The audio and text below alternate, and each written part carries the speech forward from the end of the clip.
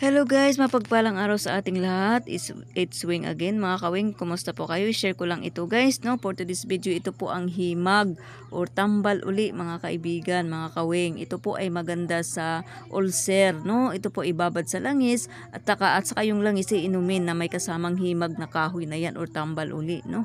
At saka maganda nito ibabad sa wine. Ayan, paano makabili niyan guys ay 55 pesos ang per pack niyan. Kung bibili kayo ng 10, libre na po shipping. Yan, COD po tayo mga kawing ha.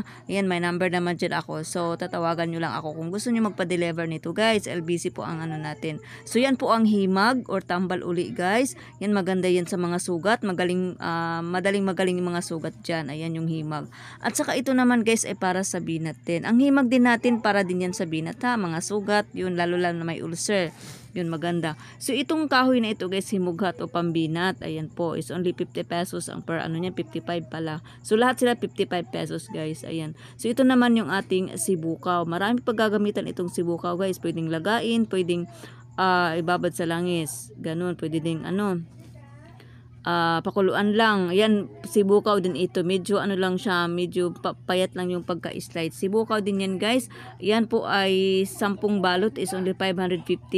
Free shipping na and then COD. Ito guys, yung ginagamit ito ay tagupay-pay o pangamay. Ito po ay medyo may kamahalan ito guys. 80 pesos ang isa nito guys. 80 pesos per pack. Ayan no.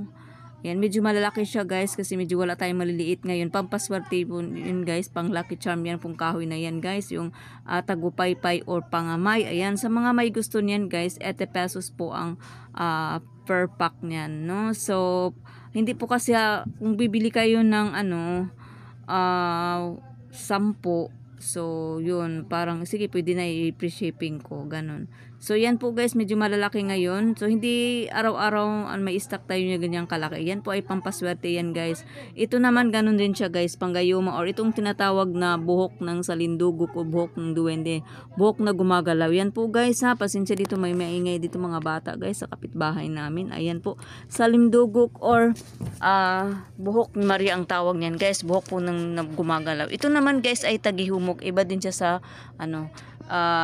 yan, iba din siya, no? So, ito po ay tagihumok na ibig sabihin pampalambot, guys. Ito ay sinasangkap sa paggawa ng langis. Ayan, pwede din kayo makabili niyan. Pwedeng 5 yan. 5 yung tagihumok at 5 yung kumbaga, yan, 5 yan. Pwede din. Bigay ko din sa iyo ng 550 free shipping COD tayo, ha? Medyo maingay, guys. May dumaan na aeroplano.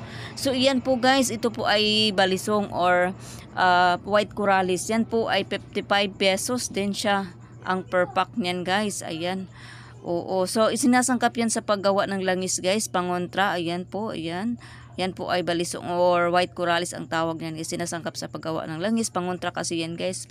Pangontra bati. No? Sa mga, isa yan sa mga sinasangkap sa paggawa ng langis. At ito din guys. Yung ating amorado din. No? Ito po ay mga corals dito galing na sa dagat.